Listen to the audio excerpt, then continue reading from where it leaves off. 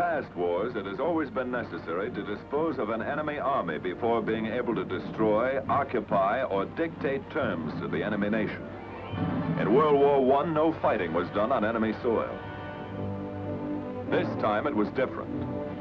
While the principles of war remained unchanged, the use of new weapons revised the concept of war. This time, Germany was faced with a weapon that leaped over battle lines and frontiers and smashed at the ultimate enemy, the German workman who equipped and fed the German soldier. This time, the enemy nation was physically destroyed before its defending army was defeated.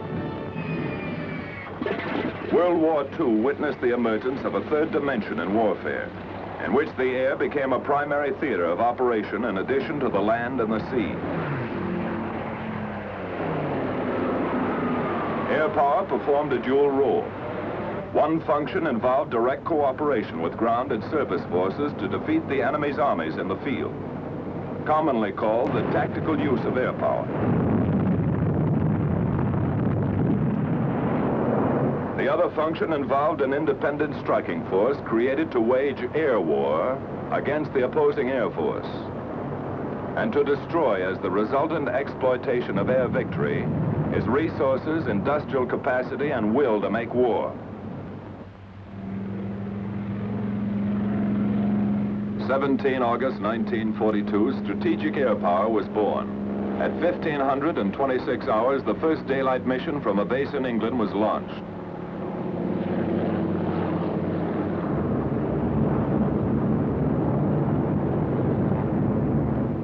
Flying fortresses carrying about 18 tons of bombs destined for railroad marshalling yards at Rouen.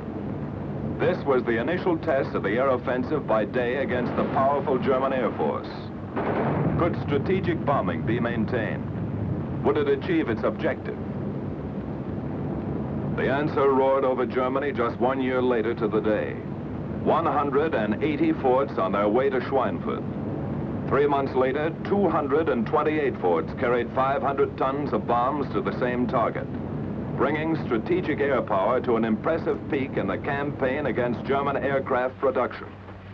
The factories at Schweinfurt produce 52% of the total number of anti-friction bearings manufactured in Germany.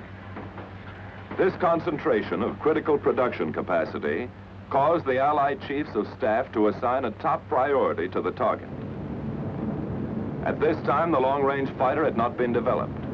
Fighters did not accompany the bombers to the target area. This day saw the proof that the heavy bomber could not effectively defend itself and made the development of the long-range fighter an essential to our strategic bombing success. Wave after wave of enemy fighters attacked the unescorted bombers.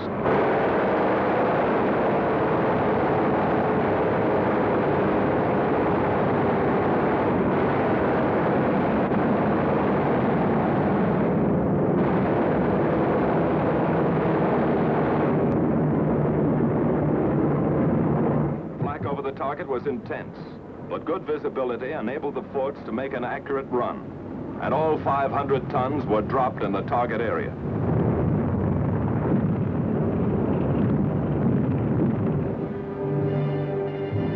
The bombing was very heavy that day. Many buildings were demolished by high explosive bombs. There was much fire from incendiaries. However, our flak batteries and fighters shot down 62 bombers, inflicted major battle damage upon 17 and damage in varying degrees in 121 more. Personnel casualties in the attacking force must have been large. 599 killed and 40 wounded. A costly day. This had been the heaviest single clash between air forces to date. It's estimated that the enemy lost more than 300 fighter aircraft during the operation. But the fact that this impressive effort to break a vital link in the German war economy failed in actuality is by no means the full measure of its impact upon that economy. It was originally planned to destroy this target in one raid, but the then existing size of our Air Force could not sustain the great losses inflicted upon it, and so was prevented from taking advantage of a follow-up attack to destroy the ball-bearing industry. However, the shattering raid of 14 October shocked the Reich officials into immediate action and led directly to the dispersal of industry from Schweinfurt and other centralized districts. This dispersal of industry made possible the success of the Allied air campaign against transportation and communications, which in turn brought the German nation to its knees. The history of United States air power will always honor the bloody summer of 1943. Because of the very heavy losses in personnel and aircraft incurred during the Schweinfurt attacks, penetrations beyond the range of fighters were suspended. It was clear that the success of future strategic campaigns and the invasion of the continent depended upon the elimination of the Luftwaffe. The P-47 was equipped with wing tanks, which extended its range 300 to 400 miles. The long-range P-51 fighter, capable of escorting the striking force to and from its objective, put in an appearance toward the end of 1943. After a lull during the fall of 1943, when increased numbers of P-51s were being assembled in the United Kingdom, we were completely equipped to effectively carry out the campaign against German fighter production. Attack against airframes was decided upon because airframes as a target system appeared more accessible. Intelligence with regard to engine production was not as thorough. The Erler plant at Heidelberg, Leipzig, was the office and original factory of the complex making 40% of the Me-109 fighters turned out in Germany. The Erler plant was attacked twice during February 1944 and once 4 months later in June. Attacks also were made against two other plants in the Erler complex, those at Machen and Delitzsch.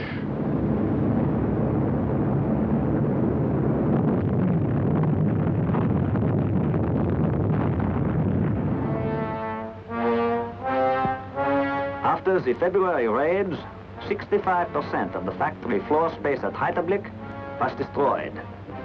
Many completed aircraft and a considerable amount of components were lost at this time. About 450 workers were killed, and many important airline company records were burned. The Germans made no attempt to restore the buildings at Heidelberg. Instead, the undamaged tools were moved to dispersal plants, and an overall decentralization plan for the aircraft industry was put in effect. The 27 main fighter factories were dispersed into 760 smaller plants. During the spring of 1944, about half of the planned dispersal was accomplished with only minor disturbance to production. But Erler and other fighter companies were now compelled to rely upon rail and truck transportation to implement smooth operation of production. German volatility was beginning to grow. At the end of March 1944, when final plans for the Allied invasion of Europe were being drawn up, about 30% of the total petroleum available to Germany came from the refineries at Ploesti in Romania. American air power operating from North Africa made a daring but costly attack upon the Romanian refineries. 8 months later, this attack was followed up by a systematic campaign of destruction from Italian bases, carried on over a period of 5 months, and reduced production at Ploesti to 7% of its normal capacity. With the loss of Ploesti, the synthetic oil plants in the Ruhr in central Germany and in Hamburg became critical. In May 1944, these were made primary targets. The synthetic oil plant at Leuna was the objective of 22 strategic attacks planned to deny oil to the German armed forces.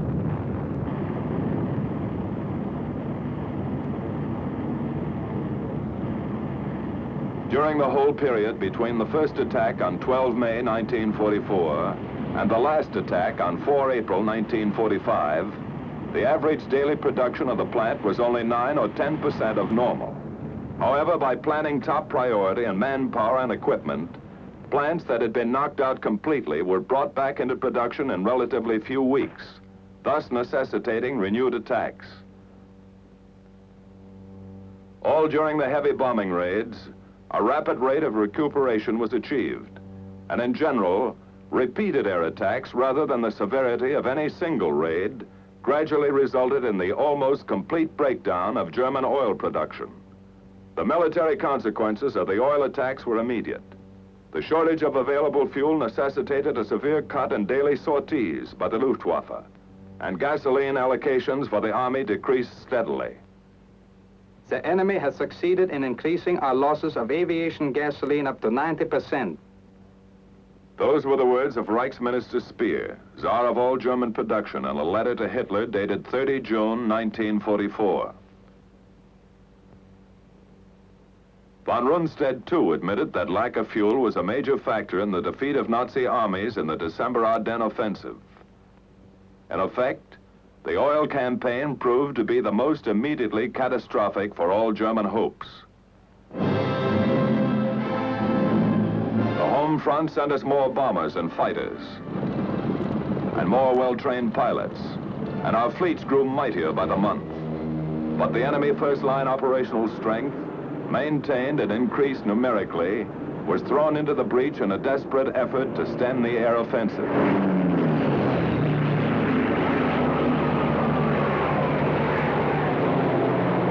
Our fighters were ordered to seek the enemy instead of waiting for him, and above all, to follow him to his destruction. A gigantic fighter battle raged across the European skies, with victories by our fighters alone of 60, 85, and over 100 enemy aircraft destroyed each day. It was a crucial battle, both sides fighting hard, with air domination itself at stake.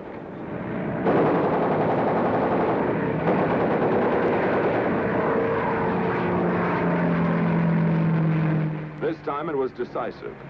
The Luftwaffe disappeared from the skies, and the day arrived when a huge bomber mission with full fighter escort flew a round trip to Berlin without challenge by a single enemy fighter. Fighters returning from unchallenged escort missions were ordered to seek targets of opportunity. Since the enemy did not come up to fight, down they went to blast his planes and burn them in his airdromes. It was the most savage and devastating fighter attack on record, and the wreckage of Nazi aircraft littered the fields of Europe until the German Air Force was broken forever. Redressed for Invasion Day, the sky looked down on the greatest amphibious operation in the history of modern warfare. After the successful landing on the continent, the Allied Supreme Command decided to use strategic air power against German industrial systems, the loss of which would most rapidly and directly weaken the enemy for the final Allied ground assault. During August, September, and October of 1944, the Allied strategic air forces attacked the majority of motor transport producers in Germany and damaged 9 out of 13 main tank and armored vehicle centers. After the disastrous Ardennes breakthrough and the failure of a German counterattack on the Eastern Front, it was realized that the Nazis would have to bend every effort to increase tank production for use inside Germany. At the beginning of February 1945, attacks on tank plants again were authorized. The plant of Voigtlander Maschinenfabrik AG, VOMAG, located at Plauen in Saxony, was producing about 150 tanks monthly, approximately 25% of the total German production of the Mark IV tank. In March 1945, a series of attacks on VOMAG was begun. 3 attacks that month caused damage to machine tools amounting to 16%. There were heavy losses to stocks of finished motors and main transmission assemblies waiting for mounting into tanks. Another attack on 8 April brought about almost complete disruption of the activities of the VOMAG factory. After these 4 attacks, 56% of the floor space devoted to tank manufacture was destroyed or heavily damaged. This and other attacks on tank and motor vehicle plants early in 1945 undoubtedly contributed to the disorganization and collapse of the German ground forces by making tank replacements impossible. The earliest directive of the combined British and American chiefs of staff relating to air policy stated that from time to time heavy bomber forces would be diverted from their main strategic objectives if other objectives of political or military importance presented themselves. Before the United States entered the war, Berlin was subjected to many night raids by RAF heavy bombers. These attacks were supplemented by fast British mosquito raids. Beginning in March 1944, the United States Air Force also sent numerous missions against the targets inside the city limits.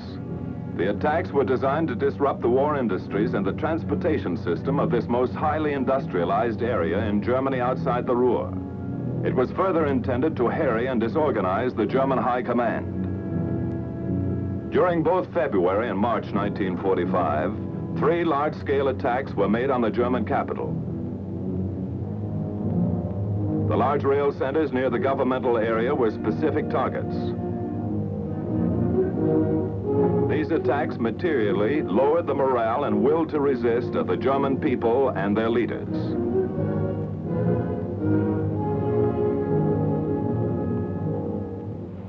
Transportation is the lifeline of war economy and the vital factor in mobility of military forces.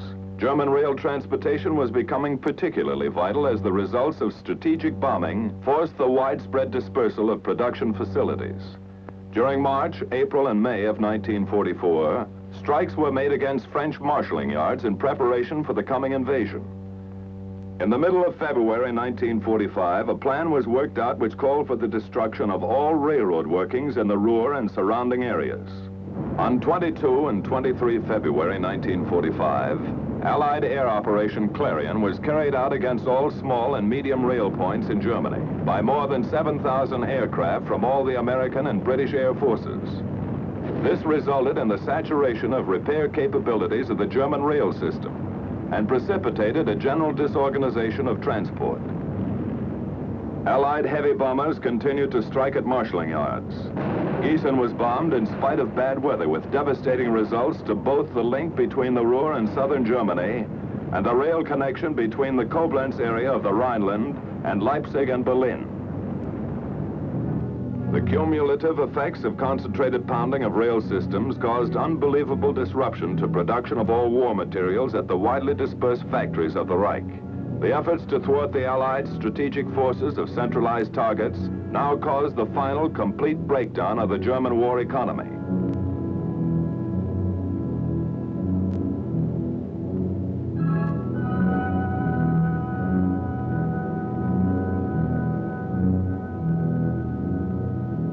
Fighters sought targets of opportunity. Anything and everything that moved on the German earth was either bombed or strafed. It was only a matter of time.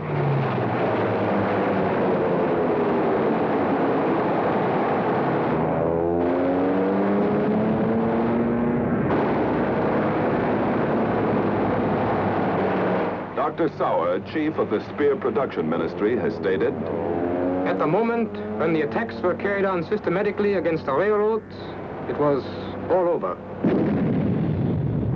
Field Marshal von Rundstedt. The dislocation of Germany's railroad system by air attack is one of the principal reasons for the loss of the war. Reichsmarshal Goering.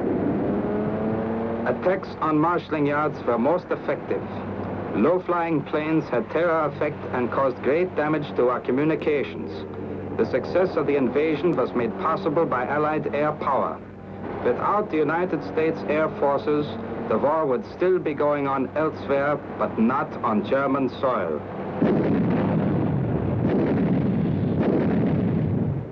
When a final cost analysis is made, it will show that the $27 billion price paid by the United States for the strategic bombing campaign in Europe was only an approximate 11% of our overall war expense up to December 31st, 1944.